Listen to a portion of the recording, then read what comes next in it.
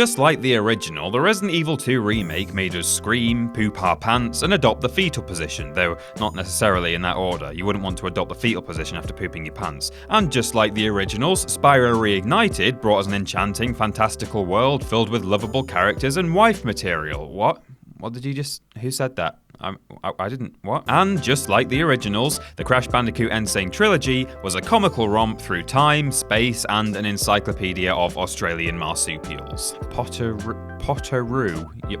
You're just making stuff up now. The current trend of classic PlayStation remakes and remasters is not likely to let up anytime soon. We're still waiting on the release of Final Fantasy VII, MediEvil, and Crash Team Racing Nitro-Fueled, and doubtless there will be more to come. So naturally, we've drawn up our own little wish list. Important to note though, this is not simply a rundown of the 10 best games on the PS1, as there are a whole bunch of classics that I reckon are actually best left untouched, so keep that in mind, and then let me know your picks down below. I'm Peter from TripleJump, and here are 10 other PS1 remasters we'd love to play. Number 10, Dino Crisis. What the hell is this? PS1 survival horror, fixed camera angles, blood-soaked laboratories, developed and published by Capcom? This is surely just a cheap rip of Resident Evil, said an idiot. Dino Crisis is indeed cut from the same cloth as everyone's favourite 90s Zombfest, but with one distinct difference. The zombies in Dino Crisis are naked. And also, not zombies at all, because they're actually time-travelling dinosaurs, and it's amazing. In fact, it's difficult to even make the survival horror comparison between this and Resi, because while there are some very similar mechanics, Capcom rather cleverly advertised Dino Crisis under a distinct subgenre of panic horror. And goodness gracious, what a brilliantly apt term. Half a dozen slow, shambling zombies, piece of piss. One monstrous tooth hoarder whose Latin name literally means King of the Tyrant Lizards.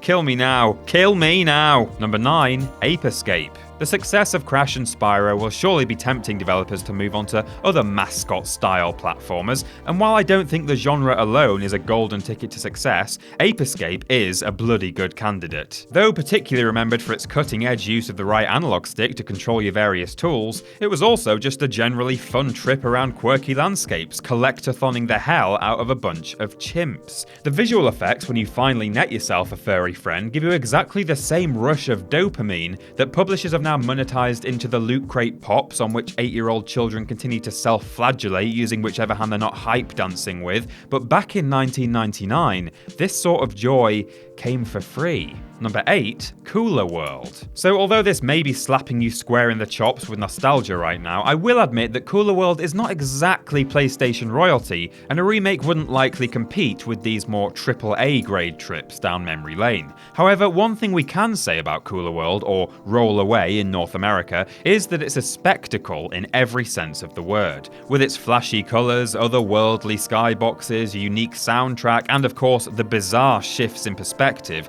this game is truly something to behold, and that's why it's actually a perfect candidate for a remake. Imagine how brilliantly garish this game could be with the power of modern tech and a beefy budget behind it. Think of all the potential for wacky colour palettes, interesting filters, and bizarre visual distortions. TripleJump does not officially promote the use of recreational drugs, so you'll have to ask someone else to promote them for you, but you could have a seriously chilled Friday night on a Cooler World remake, if you know what I mean. Convince me otherwise if you'd prefer they remastered the drab palettes of Intelligent Cube. Number 7, Tombi 2. Believe me, I deliberated for a very long time over whether to choose the first Tombi, or Tomba across the Atlantic, which is Italian for tomb and therefore not a good name for the European release. In the end though, I decided that while the initial outing was just as delightful as the second, this inexplicably cohesive mix of 2D and 3D assets leaves it with a highly distinctive style, and I don't think I'd ever want to see anyone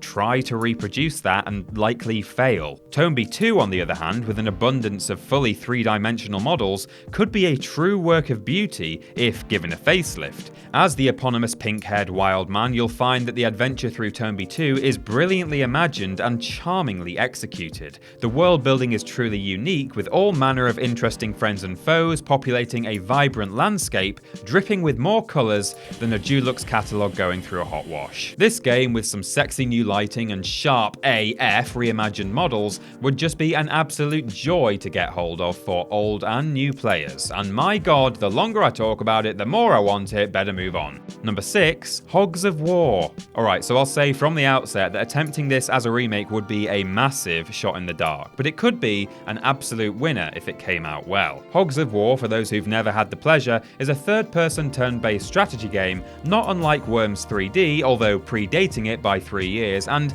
arguably much more entertaining. Players assume the role of a squad of anthropomorphic pigs and attempt to blow each other to bacon bits using a wide variety of weapons. But crucially, Hogs of War's USP is its ridiculous sense of humour. Exploding soldiers leave nothing behind but a pair of smoking boots. The snipers with their high-precision rifles are all wearing glasses. The single-player world map is just a giant collection of pig puns and playground gags.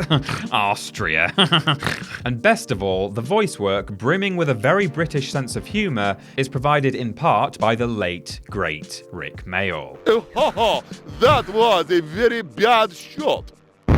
Admittedly though, this is where the pitch for a remake gets tricky. A complete visual overhaul goes without saying, because crikey, this looked bad even 19 years ago. But the options as far as voice acting is concerned are to either reuse Mayall's side-splitting takes, Grey uniforms, grey performance, or posthumously replace him with some other British comedy legend. And frankly, I think the latter is unthinkable and would be a little insulting. Oh great, looks like you're gonna run out of time. With that in mind, it's fair to say that while Hogs of War would benefit from improvements to gameplay and graphics, the voice work, I don't think, should be touched at all. Number 5, LSD Dream Emulator. I've never taken LSD, but why would I bother in a world where LSD Dream Emulator exists? Created by Japanese artist Osamu Sato with his bedside dream diary, this bizarre trip through a world of surrealist imagery has no story, no objectives, and no real instruction. Instead, you're simply invited to explore a trippy, almost nauseating dimension that, if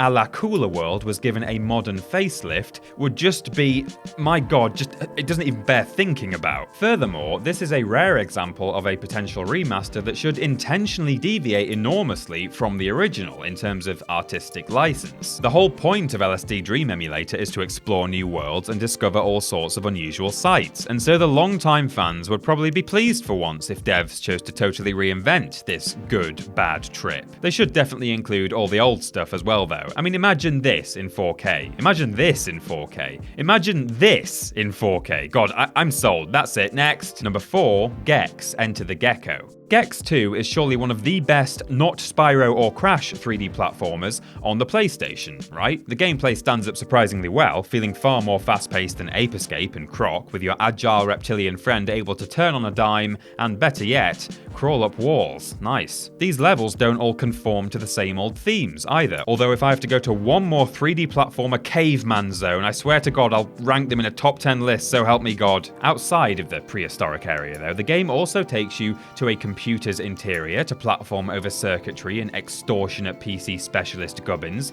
a world inspired by martial arts movies filled with ninjas, and a pair of levels that spoof the Looney Tunes. Gex Enter the Gecko wasn't afraid to be different, and as a result, Crystal Dynamics produced a platformer back in the 90s that, if remade today, would still feel pretty distinctive. Just might need to update some of the pop culture references though. Scotty, beam me backstage at the Spice Girls concert.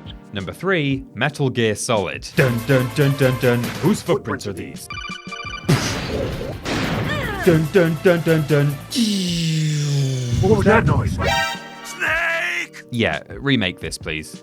Thanks. Number 2, the Tomb Raider trilogy. In 2007, Eidos Interactive celebrated 10 years of Lara Croft by releasing Tomb Raider Anniversary as a remake of her very first outing, and I absolutely loved it. It had everything we could have hoped for: a very appealing art style for the time, interesting new puzzles, some with physics-based solutions the original could never have managed, and an incredibly satisfying mechanic called Adrenaline Dodge, in which the player could enrage an enemy, roll out of the way, and perfectly time their shot to perform an instant kill. Ooh, panic horror. Panic horror. The original Tomb Raider trilogy was an institution, paving the way for the traversal mechanics that have become an absolute staple for so many third-person games at this point. And Tomb Raider Anniversary proved years ago that nothing is lost in remaking these, let's face it, rather blocky-looking games. Admittedly, it might be a little overkill to remake Tomb Raider 1 for a second time in pretty much as many decades, but Anniversary was at least a good proof of concept in support of recreating the two sequels for modern consoles.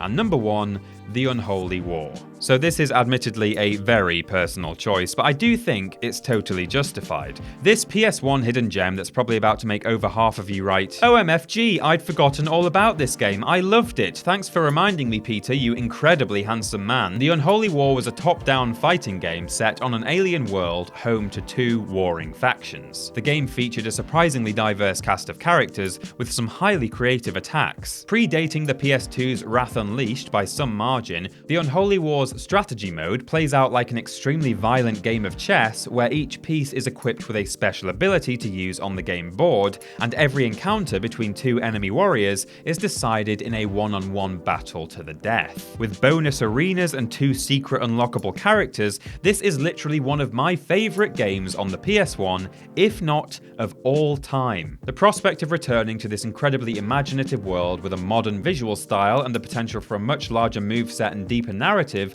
is just the most enticing thing. It was originally developed in part by Toys for Bob, who subsequently brought us Spyro Reignited, so I can dream, at least. And that's our list, but what do you think we should have included? Let us know in the comments below. You can follow myself and TripleJump on Twitter here, and if you want to support the things you enjoy, you can check out the rewards on our Patreon. Finally, don't forget to like the video, share it with your friends, and subscribe to the channel. I'm Peter from TripleJump, and thanks for watching.